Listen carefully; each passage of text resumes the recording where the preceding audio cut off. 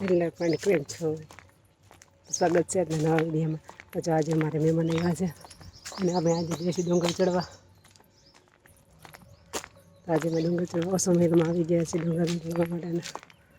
આજે તમે જોઈ શકો છો. હા મહેમાન આવ્યા છે ને અમે ડુંગર ચડવા જઈએ છીએ. આજે હું તમને અસમેરમાં પર્યટન સ્થળો છે એ બતાવવાની છું. તો તમે મારા આ વિડીયોમાં આગળ જોડ્યા રહેજો.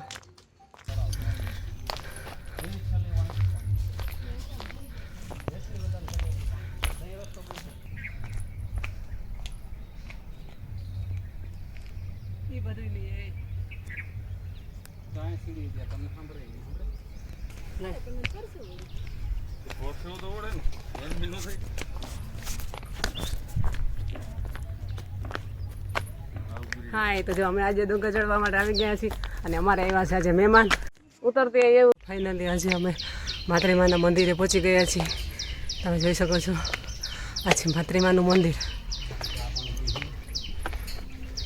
અને આજે તમારા ભાઈને ભાભી આવ્યા છે એટલે અમે અસમેરમાં ફરવા માટે આવ્યા છીએ.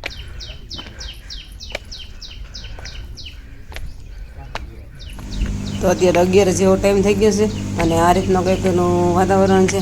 તો અમે માતૃમાના મંદિરે ગેટ પાસે છે ને પહોંચી ગયા છીએ. અને આજ તો રવિવાર હતો એટલે માણસો ડુંગર ઉપર ઝાઝા હતા. તો આજે માતૃમાનું મંદિર અને દર્શન કરવા માટે અંદર અમે ગયા છીએ. જય મા માતૃમા. પછી મારા ભાઈને ભાભી આવ્યા હતા એને સેલ્ફી લીધી, ફોટા પાડ્યા. અને આ છે ને જાગનાથ મહાદેવનું મંદિર પણ ત્યાં આવેલું છે તો એના પણ અમે દર્શન કર્યા. હર હર મહાદેવ મંદિર.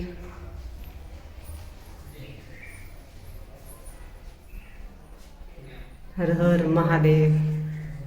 હાર ઓસો મિલ પાટણનો ડુંગર ઉપર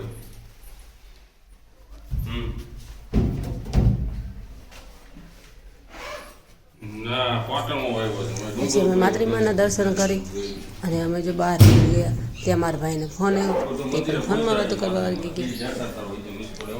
પછી અમે અહીંયા ચા પાણી પીધા. ચા પાણી પી પછી આગળ તળાવમાં જવા માટે રવાના થઈ ગયા.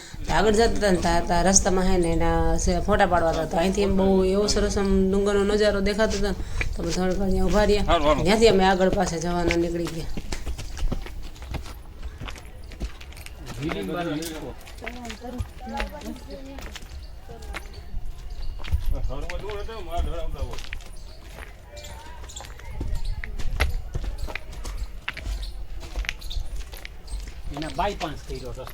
માંથી બંધ કરી દીધો છે. હા નકર યા ચાલુ હતો. હા બાયપાસ 12 બાય સીડી કાઢી અને ઉપરથી આપણે જાતા આજે રવિવાર છે તો સ્કૂલના બાળકો પણ આવ્યા છે. સ્કૂલ પ્રવાસ આવ્યો છે ઓસમ હિલમાં. હા ઓસમ હિલનો નજારો છે તમે જોઈ શકો છો. સ્કૂલ એક જ હોય પણ મીડિયમ હોય ને, ઇંગ્લિશ મીડિયમ ગુજરાતી મીડિયમ એમ હોય. હા એ રીતના હોય.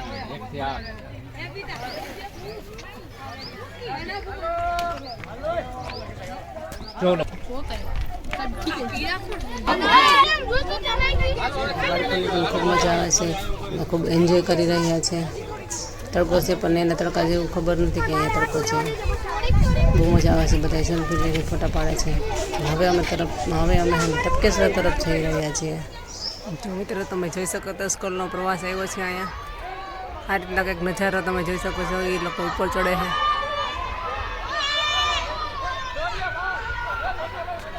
ચાલુ છે. છોકરા અહીંથી ટ્રેકિંગ કરે છે.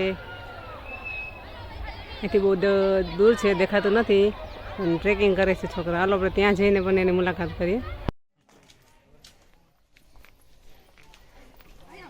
તો હવે છે ને આપણે ટપકેશ્વર મહાદેવ તરફ જઈ રહ્યા છીએ. તો ત્યાં પણ સ્કૂલના બાળકો આવ્યા છે. જો આ રીતના અને એક પ્રવાસ આવ્યો છે. તમે જોઈ શકો છો. અહીં છોકરા બધા ટ્રેકિંગ કરતા હતા અને અમે ટપકેશ્વર મહાદેવ પહોંચી ગયા છીએ.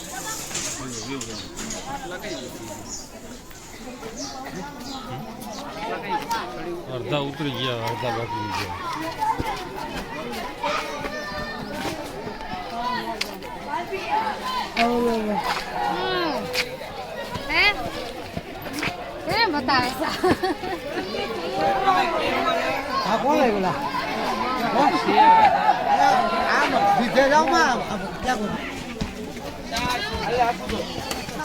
સ્કૂલ પ્રવાસ આવેલો છે મિત્રો, તમે જોઈ શકો છો.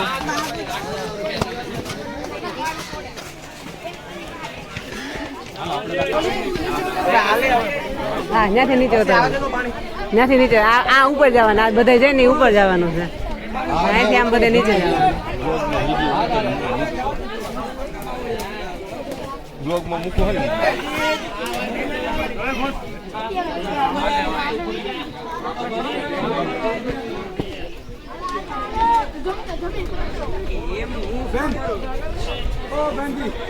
बच्चे का कुछ बैग वगैरह नहीं हो, बच्चे का बैग वगैरह कुछ नहीं हो।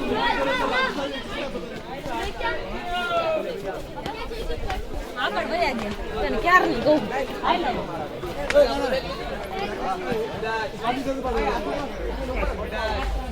બેન તમે ત્યાં હોમગાર્ડમાં રહી જતો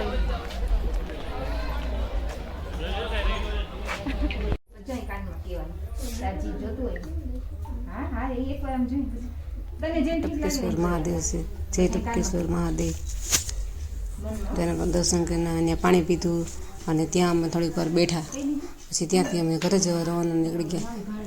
તો પછી વચ્ચે નક્કી કર્યું કે હાલો આપણે આગળ જૈન મંદિર પણ જોતા આવીએ. તો પછી અમે હેને જૈન મંદિર તરફ ગયા. તો ત્યાં જૈન દેશી બાપાએ નમઃ પંચગોરિયું કહેવાય. પંચગોરી અમે આજે આવી ગયા છીએ.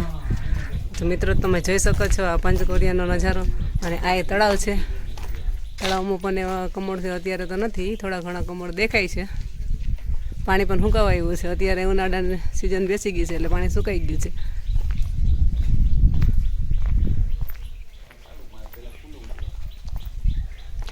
આને હવનકુંડી છે ને,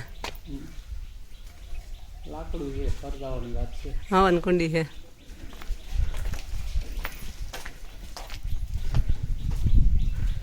શ્રી કોઠારી કુટુંબ દેશી બાપા પરિવારનો હે. આ તો બંધ લાગે, અંધારું છે અંદર.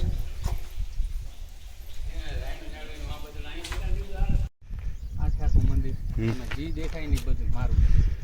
ના જાઉં જો સારી સારી મેં ભેગું કર્યું. આખું મંદિર આ બાપા ડંકગીરી નમો એ મંદિરે પહોંચી ગયા છે.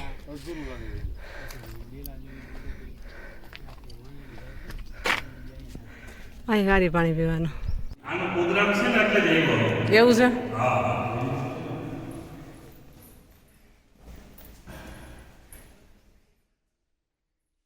આ છે ને અલ્પેશ અમે મોટા મોટા માટલા રાખીને ભેગું તો મારું અમારું ઘર છે મારું. પેલા બે ભેગા પછી ઓલા બે ભેગા. આમાં તો શું ખબર છે